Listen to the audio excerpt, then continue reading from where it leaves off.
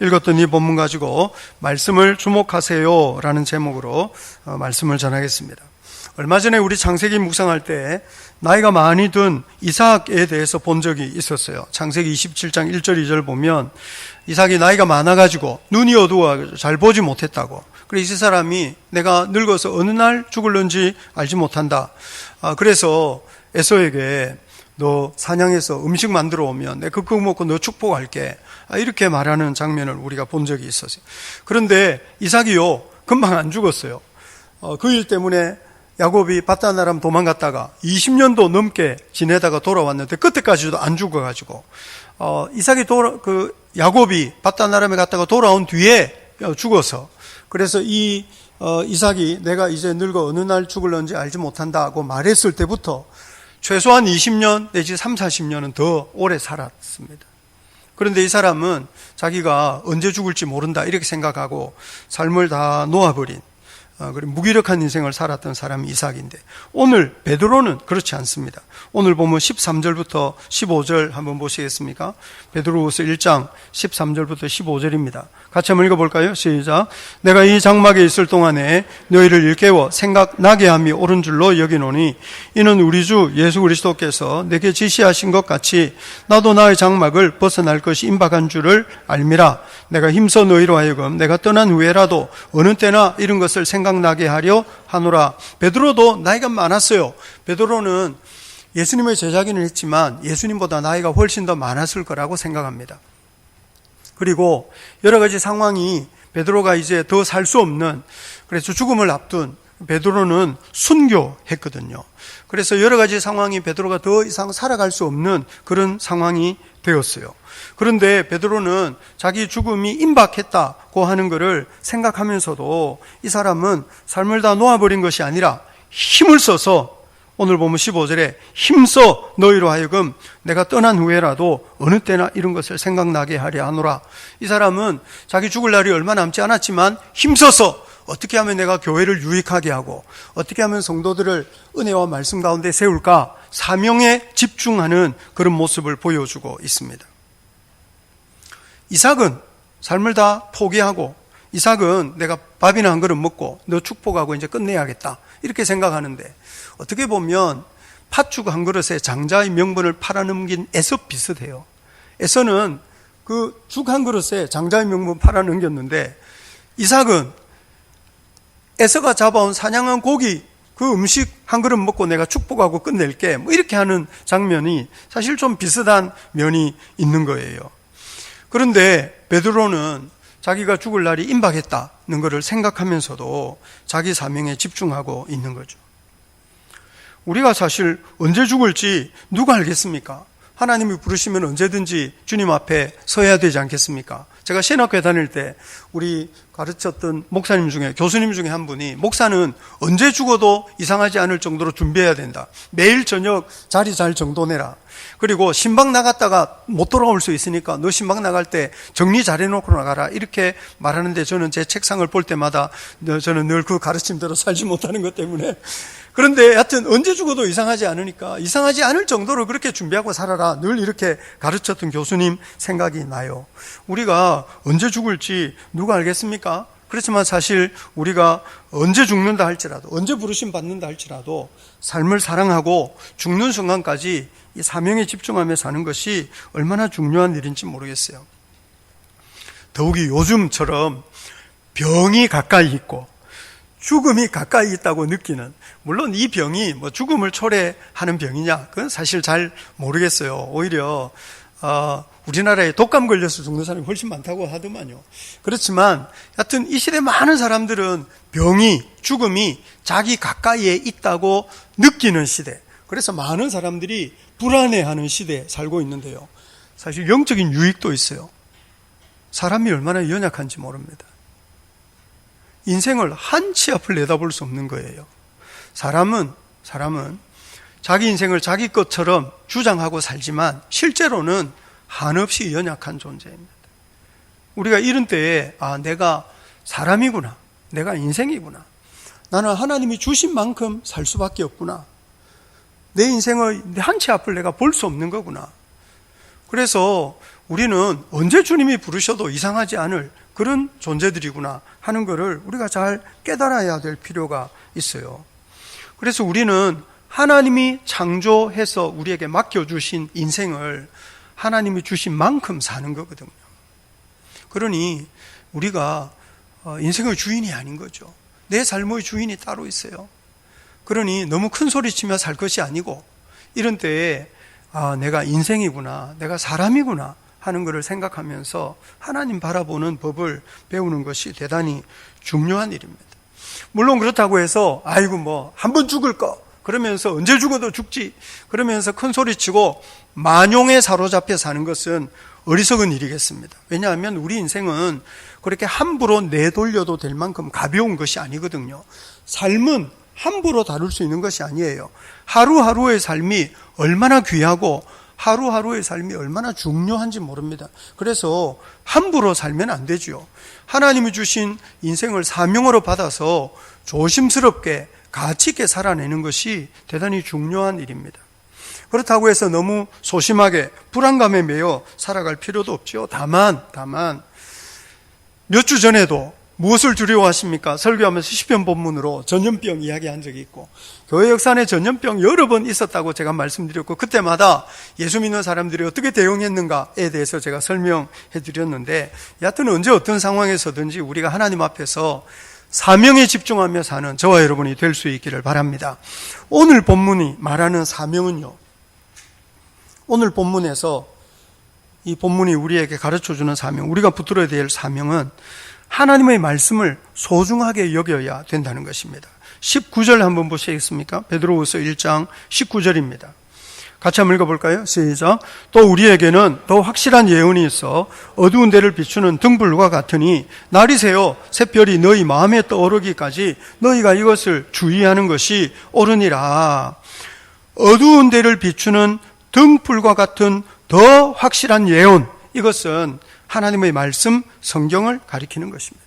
하나님의 말씀을 빛으로 등불로 비유하는 것은 성경의 아주 일반적인 방법이죠. 시편 119편 105절에 이런 말씀이 있어요. 같이 한번 읽어볼까요? 시작. 주의 말씀은 내 발의 등이요.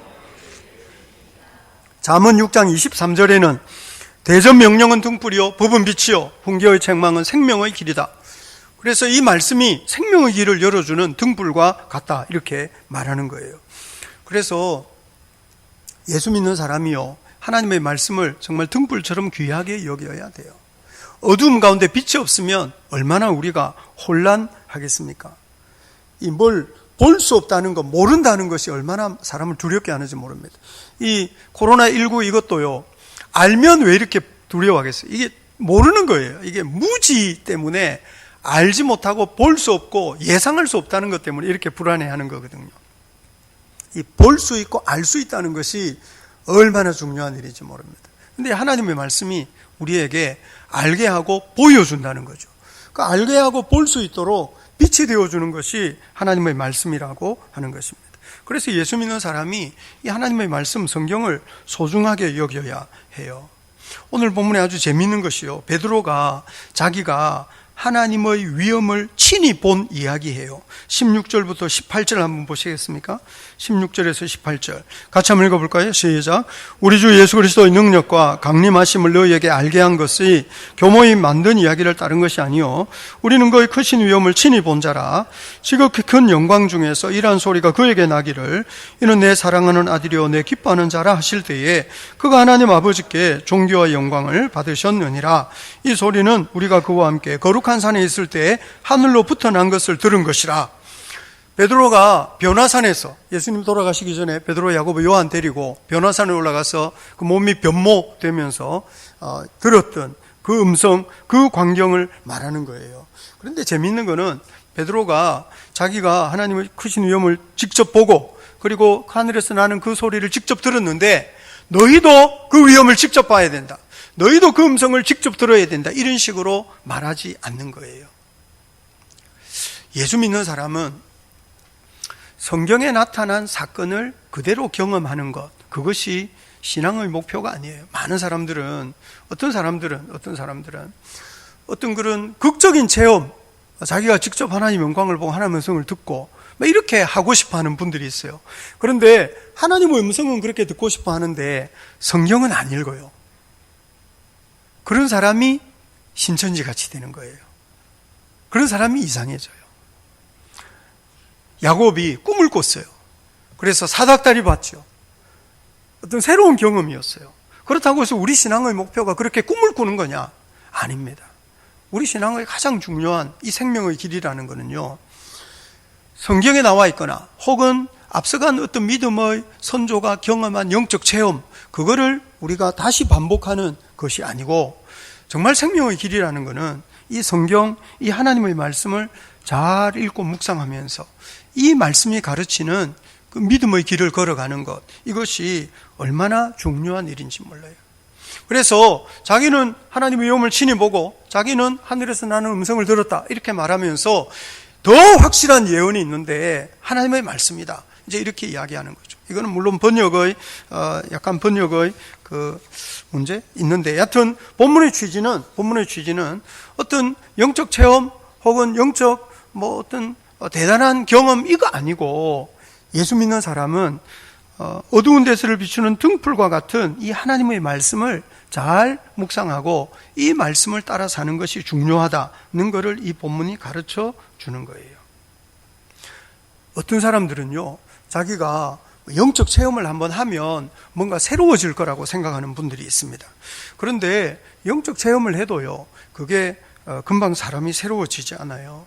물론 하나님의 말씀을 읽는다고 해서 이게 금방 새로워지느냐? 그렇지 않아요. 사람이 온전해지는 것은 한 번에 되는 게 아닌 거예요.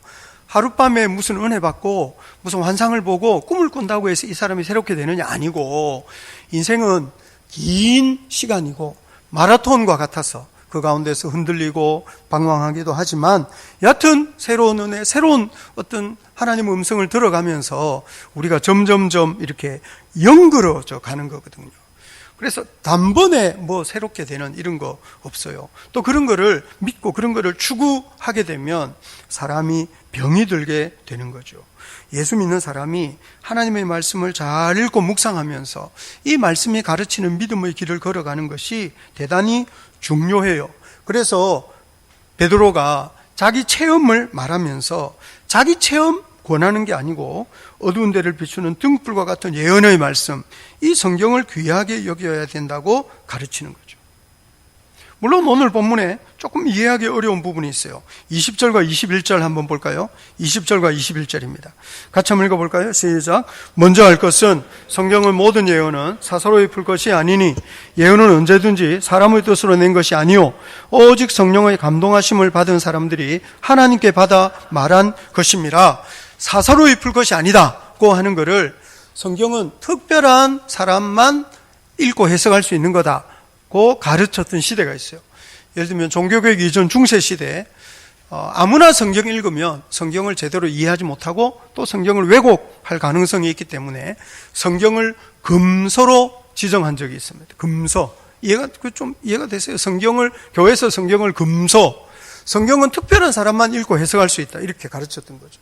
근데 종교개혁자들은 그러지 않았어요. 성경은 모든 사람에게 펼쳐진 하나님의 비밀이고, 그래서 종교개혁자들은 성경을 읽다가 또 성경을 읽게 하다가 읽을 수 있도록 도와주려고 하다가 죽임을 당한 그런 종교개혁자들이 많았어요. 성경을 사사로이 풀지 않는다는 것은 성경 읽고 성경 해석하는 것을 특별한 전문가에게 맡겨야 된다는 말이 아니고, 성경을 함부로 대하지 말라는 거죠. 성경을 가볍게 여기지 말라는 거예요. 이 성경을 정말 충분히 소중하게 여겨야 된다는 거예요. 지난번에 제가 안식년 여행하면서 유럽을 갔더니 동방교회들이 있더라고요. 우리 전주에는 잘 없어요. 그래서 그런 기회가 잘 없었는데 동방교회를 갈 기회가 많았는데요. 동방교회를 갔더니 성경을 너무 소중하게 여겨가지고요, 성경을 막 온갖 보석으로 장식을 했더라고요. 사진 찍으려니까요, 못 찍게 해가지고 혼나고 못 찍었는데, 저런 장면이에요. 성경에 입 맞추는, 성경이 너무 귀하기 때문에 이렇게 덮어가지고 막 입 맞추는, 성경의 용도가 저렇게 막 정말 귀하다 이래가지고 막 보물처럼 대하는 것이 성경을 귀하게 여기는 걸까요? 진짜 성경을 귀하게 여긴다는 거는요, 너무 많이 읽어가지고, 옛날 어른들 성경 보면 막 이게 그냥 성경이 막 헤어질 정도로 읽은 분들이 있죠. 요즘 젊은 분들은 성경이 너무 깨끗해요. 그죠? 하얗고. 옛날 어른들은 그렇잖아요. 이 성경에 막 눈물도 베이고 막 이래가지고 성경이 일어나고 얼룩지고, 요즘 젊은 사람들 성경은 완전히 때 하나 안 묻게 그냥 새하얀 이런 성경. 물론 저는 성경이 좀 요즘 흔하고 자주 쉽게 구입할 수 있기 때문에 금방 낡아서 새로 사고 그랬으리라고 생각하고 싶지만, 생각은 그렇게 하고 싶은데, 옛날 어른들은 이 성경 읽다가 막 눈물 베이고, 성경 읽다가 막 엎어져 자고 이래 찢어지고, 막 테이프 붙이고, 이래가지고 막, 뭐가 성경을 귀하게 여기는 걸까요? 성경이 진짜 귀해서 보석으로 치장해가지고, 보관해놓고, 입 맞추고, 절하고, 이게 성경을 귀하게 여기는 걸까요? 성경을 귀하게 읽는다는 건 펴서 읽는 거죠. 너무 많이 읽어서 헤어지고 너무 많이 읽어서 찢어질 정도로 그렇게 읽는 것이 정말 성경을 귀하게 여기는 것이 아니겠습니까? 예수 믿는 사람이요, 성경을 많이 읽어야 돼요. 그런데 오늘날 교회 안에 성경을 하나 읽지 않으면서 주일날 예배에 참석하기 때문에 자기는 기독교인이다고 말하는 사람들이 교회 안에 있어요. 만약에 우리 교회 안에도 그런 분이 있다면, 평소에 성경 안 읽으면서 자기 주일 예배에 나오기 때문에 내가 기독교인이다 이렇게 생각하는 분들이 우리 교회 안에 있다면, 그런 분들은 자신이 영적으로 대단히 비참한 처지에 놓여 있다. 자신이 영적으로 대단히 비참한 처지에 놓여 있다. 자기는 대단히 메마른 인생이라는 것을 깨달아야 될 필요가 있어요. 성경을 성경을 열심히 읽는 것이 얼마나 중요한 일인지 모릅니다. 요즘 신천지가 계속 이제 사회 문제로 부각되고 있습니다만, 저도 이제 신천지 몇 사람 만나봤는데, 신천지가 늘 도전하는 게 뭐냐면, 자기는 교회를 열심히 다녔는데 성경을 배워본 적이 없다는 거예요. 성경을. 신천지를 갔더니 성경을 가르쳐 줘가지고, 신천지에 가서 비로소 성경이 꿀과 송이꿀보다 더 달다는 것을 자기가 알게 됐다. 이런 이야기를 하는 사람을 제가 몇 사람을 만났어요. 신천지. 그래서 자기는 신천지에서 성경에 통달하게 되었다 이렇게 주장하더라고요. 물론 신천지는 성경을 가르치는 것이 아니라 거짓말을 하는 거죠. 거짓말. 신천지는 예수를 믿는 사람들이 아니고 이만희를 믿는 사람들이죠. 신천지 최근에 우리 코로나 때문에 신천지가 막 폭로가 되고, 대구에서도 이제 확진자가 막 생기잖아요. 그러니까 역학조사를 하면서 이 사람이 신천지 연관성이 드러나는데 교회 권사인 거예요. 무슨 말인지 아세요? 이 사람은 자기를 숨겼어요. 자기 신천지인 거를 숨긴 거야. 그리고 교회 생활을 다 했어요. 근데 이제 코로나 확진을 받은 거지. 근데 막 이제 조사를 하잖아요. 그러니까 이 사람이 신천지인 게 드러났어요. 교회가 어떻게 됐겠어요? 좋은 건지 모르겠어요. 근데 교회 안에 있어요. 교회 안에 그런 사람들이 있는 거죠. 우리 교회 옆 사람 한번 보시죠. 혹시 긴장하고 있는지 지금. 김남이라는 사람이 있습니다. 이 여잔데, 이만희 옆에 있는 저렇게 이 여자거든요. 압구정동 사람이에요. 서울 강남 사람인데 2002년에 신천지에 포섭된 것 같아요. 근데 좀 미인이기도 하고 돈도 엄청 많았던 것 같아요. 남편 있고 자식이 있었어요. 신천지에 미혹이 돼가지고 이만희가 찍었어요. 너는 내 짝이다 이래가지고. 그래서 남편 버리고 자식 버리고 오랫동안 신천지에서 2인자로 활동해. 2인자로. 그래가지고 막 엄청 이렇게, 여기는 청도에 이만희 고향이에요. 청도가 이만희 고향이 있어요. 부모 묘지에 이렇게 이 김남희하고 이만희 이름을 딱 적어가지고 비석도 만들고 이렇게 했어요. 근데 이 사람이 한 12년 동안 이렇게 내연 관계로 살았거든요. 본래 이만희 부인은 이분이에요. 이 여자가 이만희 부인인데, 이분 이제 이 12년 동안 서름 당하다가 이제 다시 뭐 복권이 됐나? 뭐 이렇게, 여하튼 이 여자가요, 이제 신천지에서 나왔어요. 그래가지고 이만희가 어떻게 사기꾼인가 하는 거를 폭로하기 시작했어요. 나온 지는 한 2, 3년 됐는데 막 폭로가 나오기 시작한 지는 이제 한 몇 주 됐어요. 그래가지고 유튜브에 막 올라오고 이랬는데 신천지에서 이제 뭐 해가지고 지워지고 막 이렇게 했지만, 여하튼 이 김남희 이 여자가 뭐 빛과 빛을 만나면 이깁니다 이래가지고 뭐 엄청나게 하여튼 신천지 거의 후계자처럼 활동하다가 지금 이제 깨진 거죠. 그래서 신천지가 사기꾼 집단이다는 거를 폭로하기 시작했는데, 여하튼 신천지의 정체를 드러내는 데는 상당히 도움이 될 것 같아요. 도움이. 그리고 이번에 이 코로나 사태 때문에 이제 신천지가 얼마나 무지몽매한 사람들인가 하는 것이 이제 또 드러나고 있기 때문에 뭐 여러 가지 뭐 유익한 면은 있을 것 같습니다만, 그럼에도 불구하고 신천지가 교회를 향해서 도전하는 것은 니들은 성경을 모르지 않느냐 이렇게 말한다는 거죠. 니들은 성경 공부 안 하잖아 이렇게 말하는 거예요. 그러면서 그 사람들이 진짜 성경 공부를 하는 건 아니죠. 그럼에도 불구하고 그 사람들은 처음에 신천지 가려면 일주일에 4번씩 공부해야 되거든요. 일주일에 4번 공부해야 돼요. 이 사람들은 신천지에서 가르치는 것을 배우려고 정말 애를 많이 쓰는 거죠. 그래서 막 무릎 꿇고 얼마나 열심히 하는지 몰라요. 예수 믿는 사람들이 교회 생활하면서 성경을 제대로 읽지 않고 공부 안 한다, 이거는 부인할 수 없는 사실인 거죠.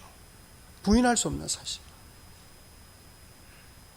교회 안에 하나님의 말씀을 깊이 묵상하고 이 말씀에 메인바된 삶을 사는 사람을 찾아보기가 쉽지 않은 거죠. 그러니까 교회가 얼마나 얄팍한지 몰라요. 얼마나 얄팍한지 모른다고요.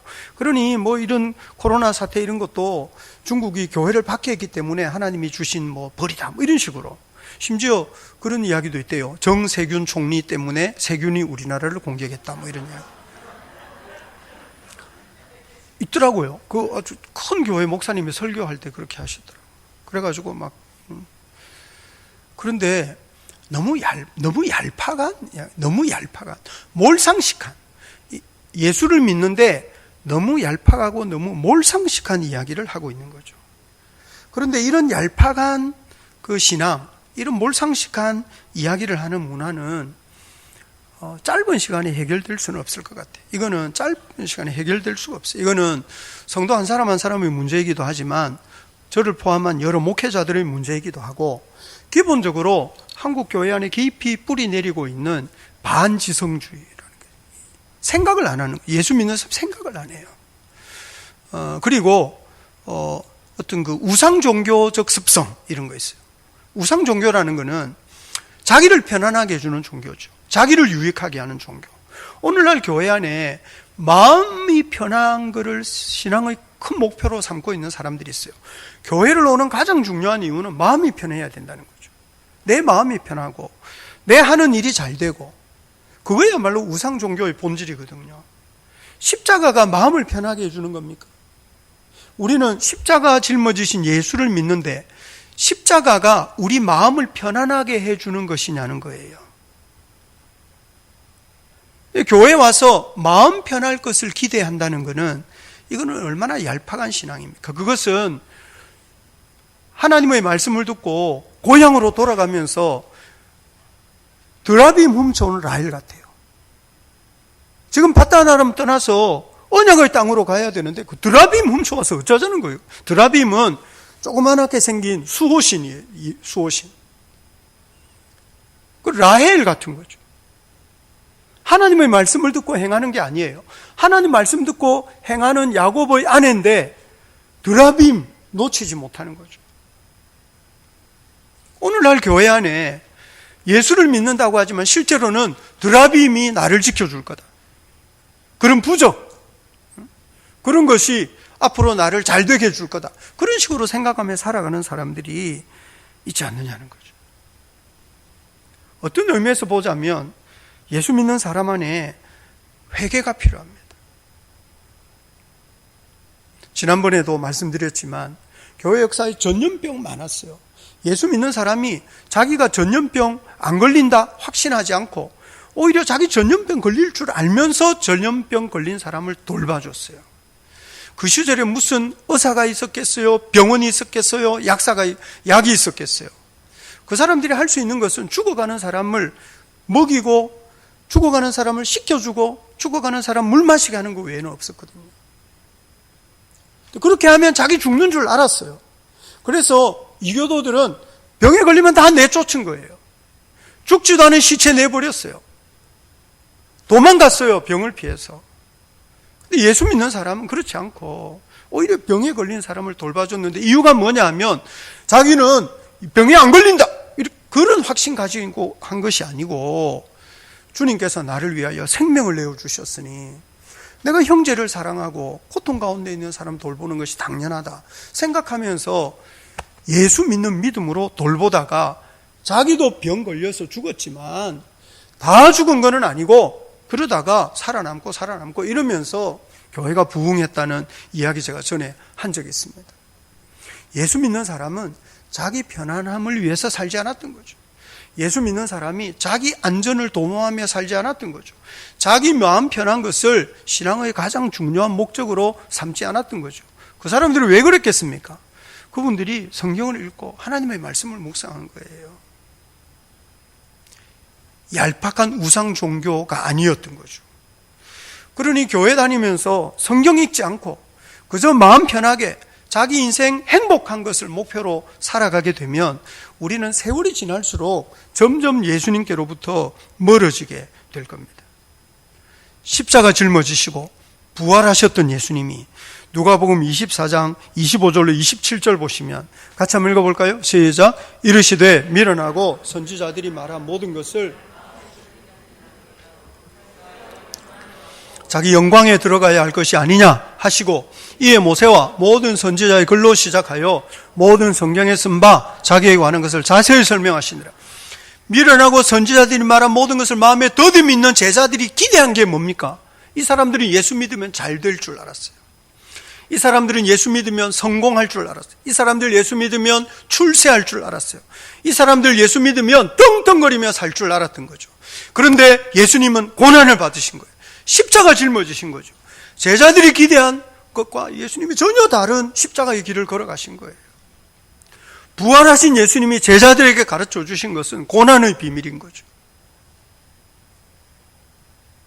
출세하는 길, 떵떵거리고 사는 길이 아니라 모세와 및 모든 선지자의 글로 시작해서 성경에 쓴 자기에 관한 것, 십자가 짊어지시는 예수님, 고난받으신 예수님, 죽음을 짊어지시는 예수님에 대해서 성경을 풀어서 자세히 설명해 주신 거예요.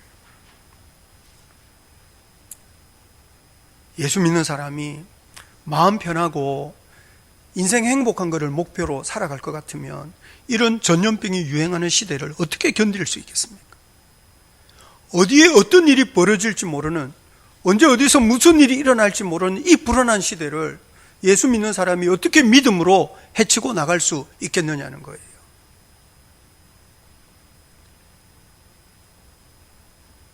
불신자들도 똑같이 예수 믿는 사람도 똑같이 불안해하면서 우리가 어떻게 이 시대를 이겨낼 수 있겠느냐는 거죠. 하나님의 말씀을 읽어요. 하나님의 말씀을 깊이 묵상해야 됩니다. 주님이 도대체 우리에게 가르쳐 주시는 바가 뭐냐는 것을 우리가 잘 듣고 배워야 됩니다.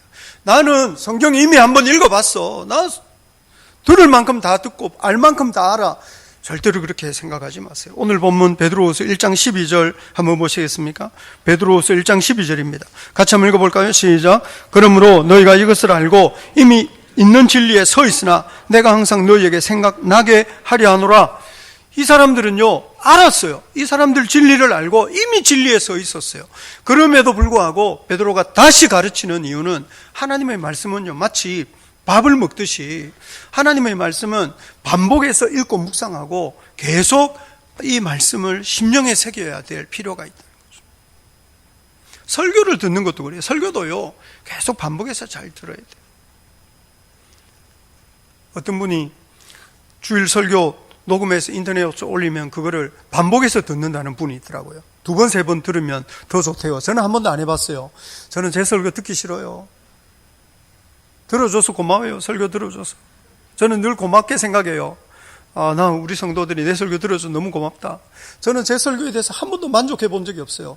듣는 게 무서워요, 저는. 근데 그렇게 생각하면서 나는 왜 이렇게 설교를 늘 못할까? 늘 그렇게 생각했는데, 언제 찰스 스펄전이라고 청교도의 황태자라고 불리는 영국 19세기 말 20세기 초 엄청난 설교자가 있어요. 그분에게 누가 물었어요. 그랬더니 스펄전이 말하기를 나는 내 설교에 대해서 한 번도 만족해 본 적이 없다. 그러더래요. 그래서 내가 최소한 스펄전 수준은 되는구나. 제가 그렇게. 근데 설교를 다시 들어야 될 이유는 제가 요즘은 조금 이제 주제별 많이 이렇게 하지만 제가 본문을 강해하려고, 본문을 얕은 강해하려고 하기 때문에 본문을 이해하는 데는 도움이 돼요. 도움이 될 거예요. 도움이. 예를 들면 새벽 기도 녹음, 물론 제가 새벽에 잠이 덜 깬 채로 설교하니까 조금 실수도 있지만, 여하튼 실수가 너무 많으면 다 전성은 집사가 고쳐서 올려요. 그러니까 본문 강해를, 새벽 본문을 강해한 거를 자꾸 들으시면서 본문을 좀 묵상하시면 본문의 맥락을 이해하는 데는 상당히 도움이 되리라고 생각해요. 그러니 설교를 잘 들어요. 물론 설교 듣기를 좀 귀찮아하라 하고 설교 듣는 게 뭔 유익이 있겠냐 이렇게 생각하는 분이 혹시 계실지 모르겠습니다만 설교 잘 듣는 거 중요해요. 어떤 이런 글 있더라고요. 기독교 신문 인터넷에 사람들이 막 글을 올리는데 어떤 사람이 이런 글을 올렸대요. 자기가 30년 동안 빼놓지 않고 꾸준히 예배에 참석했는데 생각해 보니까 설교를 한 3,000번쯤 들었더래요. 그런데 자기 생각해 보니까 30년 교회 다니면서 설교를 들었는데 하나도 생각나는 게 없다. 내가 괜히 들었다. 그 시간에 설교를 안 듣고 다른 일을 했으면 더 좋았을 것 같다. 목사님도 하나도 생각 안 나는 설교할 게 아니고 그 시간에 다른 거를 하면 더 좋았을 걸 그랬다. 이런 식으로 누가 글을 썼대요. 그랬더니 그 밑에 댓글에 막 맞다 하면서 막 이렇게 막 이제 댓글이 달리는 거죠. 그런데 어떤 사람이 그 모든 비난을 잠재우는 글을 딱 썼는데 그 사람이 뭐라고 썼느냐면 나는 결혼한 지 30년이 지났다. 30년 동안 32,850번의 식사를 했다. 맞나요? 30년 동안 32,000번 먹나요, 우리 밥? 근데 여하튼 대부분 내 아내가 만들어준 음식이었다. 근데 문득 내가 생각해 보니까 나는 30년 동안 32,000번의 밥을 먹었는데 뭐 먹었는지 메뉴가 하나도 생각이 안 난다. 그렇지만 나는 그 모든 음식을 먹고 살았다. 만약에 그 밥이 없었더라면 나는 아마 오래전에 굶어 죽었을 거다. 이렇게 써서 모든 비난을 일거에 잠재웠다는 글을 제가 본 적이 있는데 제가 읽어보고 상당히 재미있는 이야기다. 설교를 듣는 것이 물론 여러분은 설교를 듣고 2년 전에 5년 전에 한 설교를 기억하고 계시면 곤란해요. 왜냐하면 전에 한 이야기 또 한다고 저보고 그럴 거 아니에요. 그러니까 조금 잊어주는 것이 사실 저를 위해서 감사한 일이기는 하지만 여하튼 설교를 반복해서 잘 듣는 거 필요한 일입니다. 그렇지만 제가 누누이 말씀드리다시피 설교가 전부라고 생각하지 마세요. 설교는 성경을 읽고 묵상할 수 있도록 도와주는, 설교가 우리 신앙을 살리는 것이 아니라 하나님의 말씀이 우리 영혼을 살리는 줄 믿으시기를 바랍니다. 목사는 말씀을 수종드는 거죠. 이 말씀을 풀어서 설명하면서 성도들이 하나님의 말씀을 주목할 수 있도록 돕는 거예요. 그러니 예수 믿는 사람이요, 성경을 읽어야 됩니다. 성경을 읽어야 됩니다. 소리 내어서 읽는 것이 좋습니다. 성경을 소리 내서 읽으세요. 그리고 읽어도 무슨 말인지 모르는 분들은 하도 안 읽어서 그런 거예요. 그러니까 하도 안 읽어서 그런 거기 때문에 반복해서 읽어야 돼요. 소리를 내서 읽고 반복해서 읽고 3번, 5번, 10번씩. 저는 예전에 제가 학생들 가르칠 때는 50번씩 읽으라 그래요. 50번씩. 본문을 50번씩. 그래도 모르면 찢어서 먹어라. 제가 그랬어요. 찢어서 먹어라. 이 성경은 반복해서 계속 묵상하는 게 좋습니다. 말씀을 묵상하라 그러면 묵상이 뭔지 모르겠다는 분들이 있어요. 묵상은요, 요즘 코로나19 신종 코로나 바이러스 감염증 생각하듯이 하는 게 묵상이에요. 어디서 무슨 일이 일어났는지 계속 찾아보고 뭐 어디 갈 때 그런 앱도 있더만요. 확진자 갔다 갔는지 안 갔는지 찾아주는 앱. 뉴스 들으면 이게 뭐 전주에 확진자 몇 명. 요즘 우리가 이 신종 코로나 바이러스 생각하듯이 하나님의 말씀을 생각하는 것이 묵상입니다. 묵상이라는 것은 생각하는 겁니다. 반복해서 생각하는 거죠. 묵상은 어렵지 않아요. 정말 쉽네요. 이 코로나 생각하듯이 생각하는, 하나님 말씀 생각하면 그게 묵상인 거예요. 코로나 막 찾아보듯이 성경 막 찾아보면 그거 묵상인 거죠. 마스크 구하러 다니듯이 하나님의 말씀 구하러 다니면 돼요. 마스크 구하기 어렵더만요. 안 갖고 오시는 분 계실까봐 막 구했는데 막 쉽지 않더라고요. 전라북도에서 이 교회가 전염 가능성이 높은 집단인 교회예요. 그래가지고 전라북도에서 마스크 나눠줬어요. CBS에서 나눠준다 그래가지고 우리 박진문 목사님이 갔는데요. 30개밖에 안 주더래요. 그래서 어제 가서 30개 받았어요. 30개. 근데 박진문 목사님이 갔다 와가지고 하시는 말씀이, 마스크 받으러 CBS 방송국에 10시에 오라 그랬거든요. 그래 10시에 우리가 막 인터넷에서 구해보고 이래 하려다가 못 구해서 이제 그거라도 가져오라 해서 가지러 갔는데, 박진문 목사 갔다 와 저한테 하는 말이, 목사님 마스크 30개 받으러 갔다가 교통사고 나더라고요. 그 CBS 방송국에 들어가다가 교회들끼리 차가 부딪힌 거예요. 그래가지고 그 막 그 차 많이 오니까 나가고 들어가고 하면서 접촉사고가 났더래요. 그러면서 오셔서 웃으면서 하는 말이, 마스크 30개 받으려다가 차 고치는데 돈 더 많이 낸다고. 우리가 긴장하고 조심하는 그런 자세로 성경을 읽어야 됩니다. 하나님의 말씀 묵상해야 됩니다. 코로나 묵상하듯이, 코로나 찾아보듯이, 언제 어디서 무슨 일이 일어났는지 이런 거 관심 가지고 계속 알아보듯이 하나님의 말씀을 그렇게 묵상하면 돼요. 제가 이번 주에 창세기 묵상하는데요, 라반과 야곱이 헤어지더라고요. 라반과 야곱이 20년 이상 같이 살았거든요. 그런데 척지고 헤어지는 거예요. 사이가 안 좋아요. 제가 그거 묵상하면서 마음이 아픕니다. 오랜 세월 같이 살았는데 사이가 좋아지는 게 아니고 서로를 사랑하고 용납하고 힘이 되는 관계가 되는 것이 아니고 깨어지는 거죠. 다윗과 요압이 그랬어요. 다윗과 요압은 다윗이 사울에게 쫓겨다닐 때부터 동행하면서 같이 싸우고, 다윗이 왕이 되었을 때 요압이 군대 장관이었거든요. 열왕기상 전에 묵상했던 기억 나십니까? 다윗이 죽을 때 솔로몬의 왕권을 확립하는데 가장 큰 장애물이 될 사람이 요압이다. 요압 절대로 가만두지 마라. 이래가지고 유언을 하고 죽어요. 그리고 솔로몬이 요압을 죽이거든요. 평생 같이 일했는데 같은 마음이 아닌 거예요. 아, 얼마나 슬픈 일이에요. 10년, 20년 같은 교회에서 예배를 드렸는데 같은 마음이 아니에요. 그러면 얼마나 슬플까요?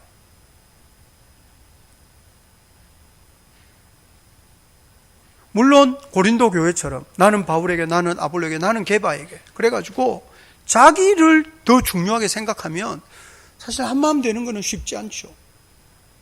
예수를 믿는다는 것은 자기를 가장 소중하게 생각하는 것이 아니라 하나님을 가장 귀하게 여기는 거잖아요. 우리가 같이 예배를 드리면서 하나님을 가장 귀하게 여기는 것을 계속 연습해야죠. 그리고 교회에는 하나님을 가장 귀하게 여길 줄 모르는 사람이 있어요. 그렇지만 그런 사람에게 네가 하나님을 가장 귀하게 여겨야 된다는 것을 자꾸 가르쳐야죠. 말씀을 같이 묵상하면서 우리가 인생을 살면서 자기를 가장 소중하게 여길 것이 아니고, 자기 자존심을 가장 소중하게 여길 것이 아니고 하나님을 가장 귀하게 여겨야 된다는 것을 자꾸 가르쳐야죠. 그래서 배워야죠. 교회 안에서 뭔가 이렇게 교훈을 받고 책망을 받고 바르게 되고 의로 훈련을 받아야죠. 그래서 10년, 20년 같이 설교 듣고 같이 말씀 읽고 같이 묵상했는데 세월이 지난 뒤에 같은 마음을 품어야죠. 근데 그렇지 않고 야곱과 라반같이 되어버린다면 얼마나 슬프겠어요. 사랑하는 성도 여러분, 교회 안에서의 관계가 추구해야 될 목표가 뭘까요? 교회 안에서의 만남은 무슨 동창회 모임이 아니잖아요. 교회에 막 모여가지고 와 거기 물건 싸다더라 쇼핑하러 가자 이러고 가는 게 교회의 목표가 아니잖아요. 교회의 만남은 개모임 하는 게 아니잖아요. 교회 안에서는 우리가 서로 하나님을 주목하자고, 말씀을 묵상하자고, 그 말씀 앞에 무릎 꿇자고, 서로를 가르치고 격려하고 응원하고 북돋워주는, 이것이 예수 믿는 사람의 목표 아니겠어요? 예수 믿는 사람이 모였는데 같이 기도하는 것이 힘들다, 이러면 얼마나 슬픈 일인가요? 예수 믿는 사람이 모였는데 같이 성경을 읽고 말씀을 묵상하고, 이번 주에 말씀 묵상했는데 이런 은혜가 있더라, 아이고 목사님 그런 이야기하면 재미없어요 이러더라고요. 저한테 얼마나 제가 상처받는지 몰라요. 예수 믿는 사람이 모였는데 성경 이야기하고 설교 들은 이야기하고 내가 어떻게 그 말씀에 반응했는지에 대해서 이야기도 하고, 내가 무엇을 회개하며 무엇을 청산했는지에 대해서 같이 나누고, 그러면서 그 연약함에 대해서는 용납해주고, 그 연약함에 용서해주고, 사랑으로 격려해주고, 그렇지만 우리 다시 시작하자. 하나님은 우리에게 새 은혜를 주시는 분 아니냐. 연약함은 부끄러운 게 아니다. 실패 부끄러운 것 아니고, 죄와 허물은 부끄러운 것 아니고, 오히려 그 연약함 때문에 우리가 은혜를 의지할 수밖에 없는 것이 아니냐. 그러면서 서로 응원해주고 격려해주는 그런 만남이 교회 안에 있어야 되지 않겠느냐. 말씀을 묵상하고 이 말씀으로 서로를 권면하는 그런 교제가 우리 가운데 있어야 되지 않겠느냐는 거예요. 다 마음 편하자고 교회에 와가지고 다 자기 행복을 추구하며 산다면, 사랑하는 성도 여러분, 이 복음이라는 것이 이 위험하고 불안한 시대에 무슨 도움이 되겠습니까? 우리가 믿는 신앙이라는 것이 무슨 가치가 있겠습니까?